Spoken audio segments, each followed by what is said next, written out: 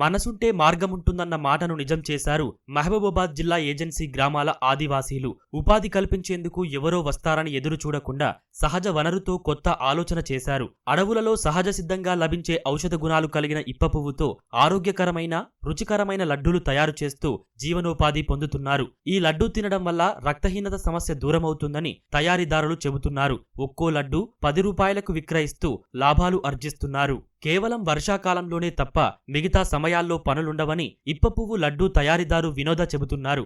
అమ్మ నేర్పించిన తయారీ విధానంతో ప్రస్తుతం తాము లడ్డూలు తయారు చేస్తున్నామని తెలిపారు. వివిధ ప్రాంతాల నుంచి అధిక సంఖ్యలో ఆర్డర్లు వస్తున్నాయని చెప్పారు. మహబూబాబాద్ జిల్లా కలెక్టర్ తమ గ్రామానికి వచ్చినప్పుడు వారు తయారు చేసిన లడ్డూలను తిని బాగున్నాయని తమని ఎంపిక చేసి ఢిల్లీకి పంపారని పద్మ తెలిపారు. లడ్డు అంటే అడవిలో పోయి తీసుకురావాలి సార్. మేము పొద్దంతా పడుతుంది మాకు. జస్ట్ ఒక 2-3 కేజీలు తేవాలంటే 10 కేజీలు కావాలన్నా కూడా సాయంత్రం అవుతుంది సార్. మేము తీసుకొచ్చాక ఇప్ప పువ్వు ఎండబెడతాము. నీట్ గా కొట్టేసి దాంట్లో పైన పొట్టు వస్తుంది కొంచెము, దాన్ని తీస్తాము. దాన్ని నీట్ గా చేసి బస్తాలో పోసి ప్యాక్ చేస్తాం. అవసరం ఉన్నప్పుడు ఎవరైనా కావాలి అంటే ప్రిపేర్ చేస్తాం.